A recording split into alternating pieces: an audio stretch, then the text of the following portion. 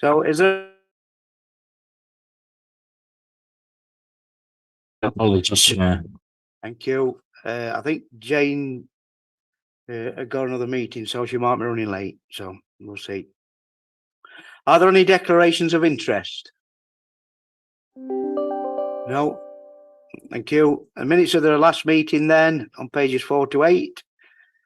Has everybody seen a copy of those?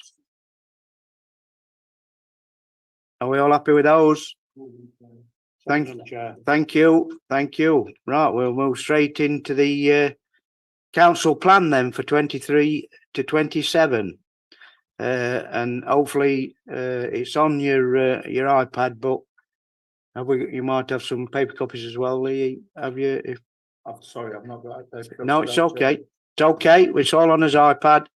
Do you want to talk to it then, Lee, please? Yeah, absolutely can do, Chair. So the purpose of the report is to present to Cabinet the draft council plan. I know that Cabinet's been clearly heavily involved in this for the past few weeks now. So the plans before you, what I can say is aligned to the pledges that you made, Leader at Council. This has been a very collaborative and inclusive process, including all the scrutiny committees and their alignment to the council plan, and the objectives are set out in the council paper last time. So back to you, Chair, I think, and open it up for debate. And there's not a lot more to say, but the council plan is attached. Just from my perspective, and I know I'll say it again on Monday, it's been a fantastic piece of work. I think from all the officers concerned, I think quite throughout the organisation, Lee, isn't it? It's been everybody's pulled together to get this together. And like I'll say on Monday that I think we're the first of any new authority, you know, that changed in May to have produced a council plan like this, and I think it looks fantastic. It sets out the stall, and I'd recommend it to us that, like you say, that we approve this draft council plan and take it to the council meeting on Monday. Yeah.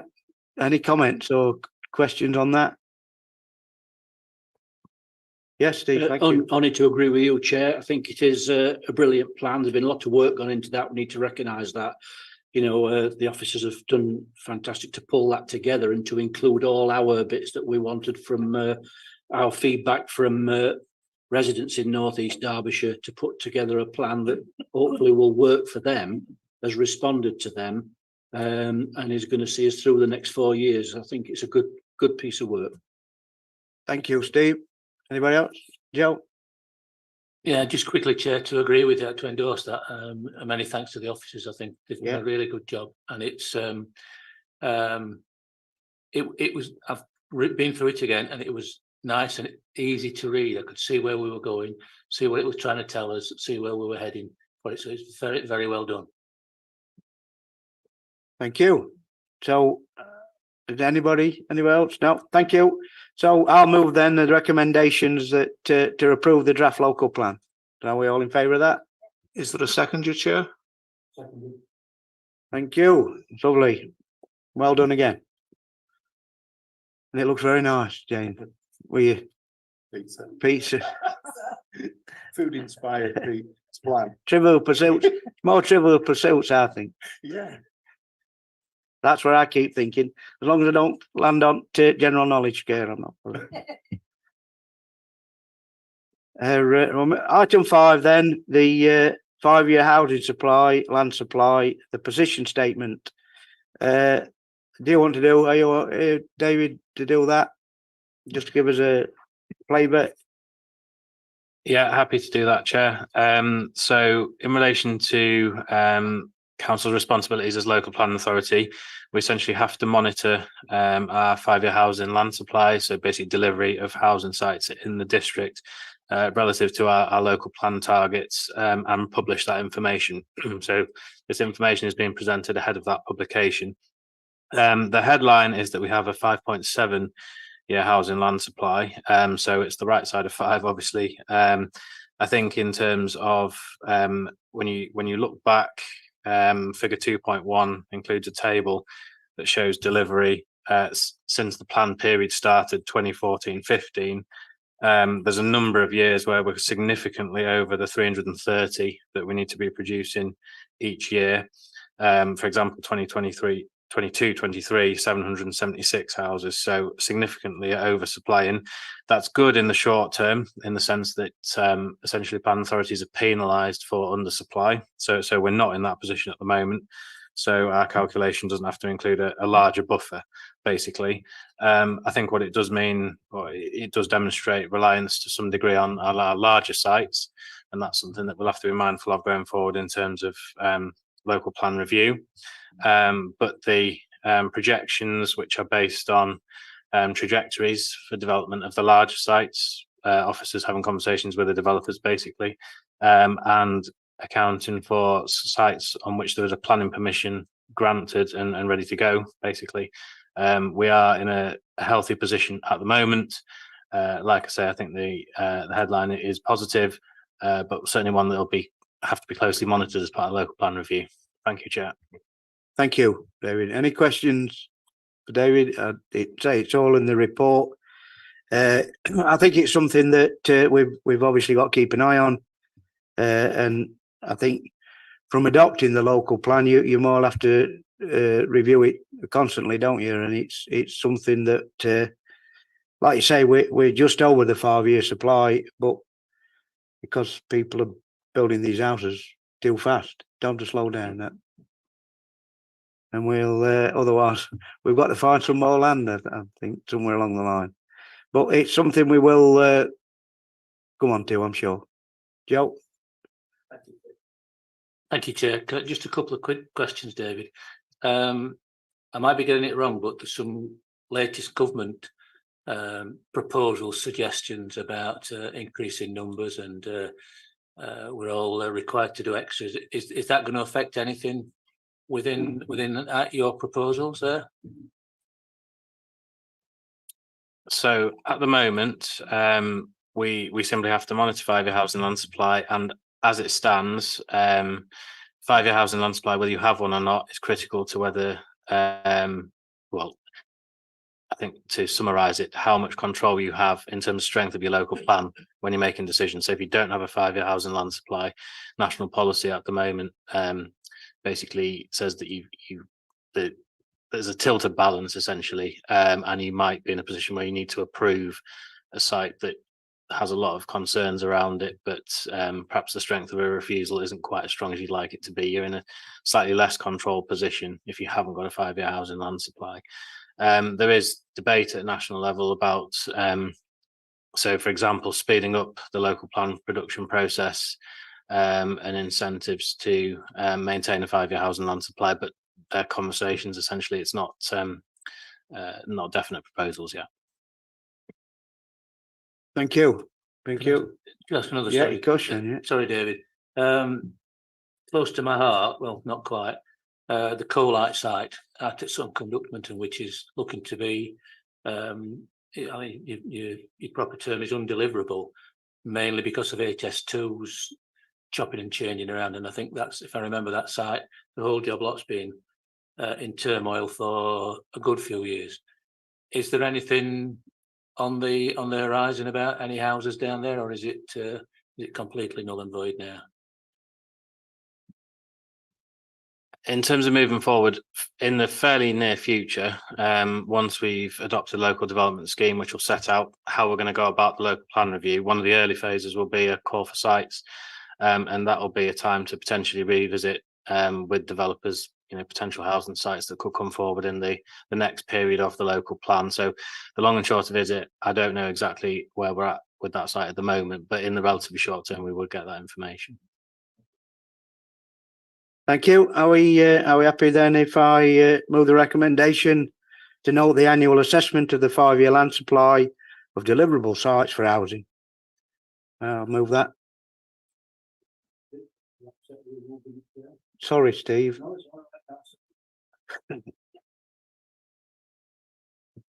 Yeah, you should have moved that.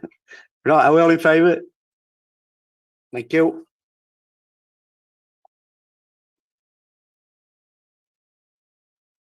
Item 6, the council plan targets and performance update, January to March. Yeah. Oh, yeah, on screen, yeah. There you are, Kath. Okay, thank you. So obviously this is the last report under the old council plan. So obviously it's just come forward for completeness. You'll note from the summary that there were 77 targets remaining at the end of the period.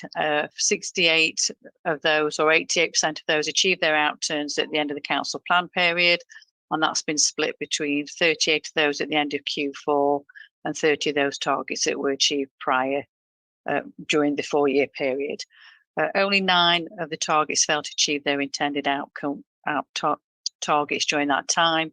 And then obviously the report shows you those targets at the beginning of the appendix, and then the majority are on track. So wasn't intended to go into too much detail. I'm conscious that obviously this is the last of the report in the old council plan. You've obviously seen sight today of the new council plan, and the intention going forward is to provide management and members with more of a narrative around how we achieve what progress we've made, and more rounded information around how we're working towards achieving the objectives and the tactics that have been set out in the new council plan. So in some ways it'll be more comprehensive information to give members a wider feeling of how the council is progressing forward and meeting some of the priorities that you've identified, that you alluded to at the beginning of the first report. So unless members have got any particular questions, I'm just going to leave it as a summary today. Thank you. Thank you. I think that any questions on the targets in front of us? Now, I've just got one question. How are we going with changing the performance criteria and all that? You know, obviously we've got to adopt the local plan, the council plan first. Yes. Yeah, like you've alluded to there, I think we're going to have a go to looking at all the targets, aren't we? Yeah, so obviously there's been a huge amount of work in the background, which is what you've recognised. So my team now will start to be looking at how we're going to gather the updates from all across the organisation on how we're progressing against the objectives and priorities that have been identified in the council plan. In addition to that narrative, we also want to thread in some smaller, smarter targets. Yeah. But we'll only report on those when we've got something to say. So I'll give you a good example, the recycling target. We have been reporting on that quarterly, but every quarter we only have an estimate because we don't actually get the outturn figure until 6 months.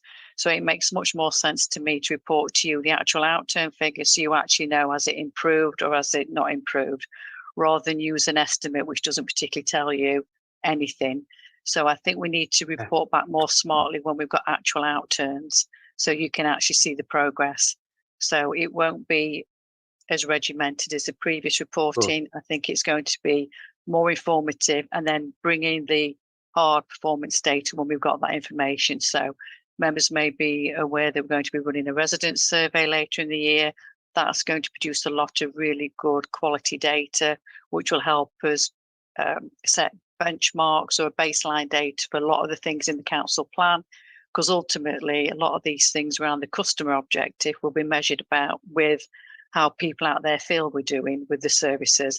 That will give us a very good benchmark, and then we'll probably go back out in 2 years' time, do that again, and then we'll be able to see the direction of travel. Have our work as an authority and also work with partners made a difference? Have we moved forward along some of these tactics and objectives? So that's going to give members real data that then will give them a flavour of the direction of travel. So it won't be as regimented as before, but I think it'll be better quality.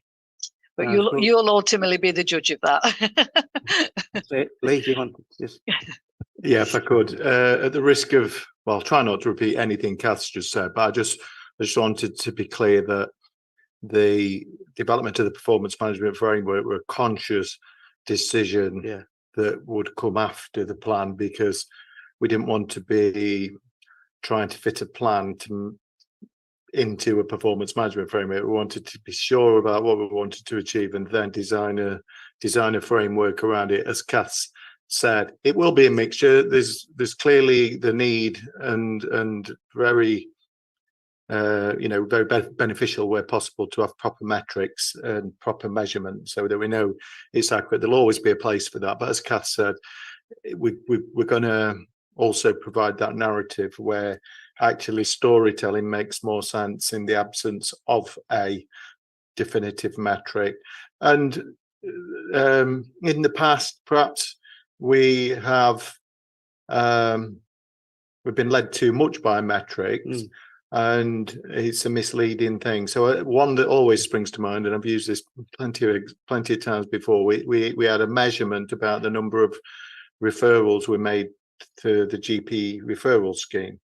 And that were driven by the commissioners, as in public health, who were paying us money to make referrals.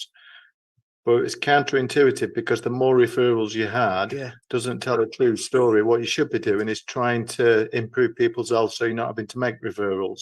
So by demonstrating that you've got a bigger problem. So you've got to be really smart about what it is we're trying to do. And that's why the plan comes first and then the framework. Yeah, I like it. It's really good. Yeah, thanks for that. And thanks, Kath, for that. So, in the absence of Jane, I'll move the outturns against the council plan 19 to 23 be noted. We're all in favour? Are we all in favour? Thank you. That's lovely. Right, Jane or Pat, the medium-term financial plan. Yes, Chair. The purpose of this report is to inform Cabinet of A, the outturn position of the council for the 22-23 financial year, and to approve a rollover of a small number of revenue budgets and to approve the slippage in the capital programme. We published this year's accounts on the 24th of May ahead of the statutory publication deadline of the 31st of May. At this date, only 30% of local authorities had filed their accounts by the deadline. So that's a thanks to our staff at this juncture. I won't go. Mazars are due to audit the accounts later in July, and then we plan to take the final audited accounts to the audit committee on the 29th of September. I won't go through the report in detail, but we'll take a minute to highlight the key points.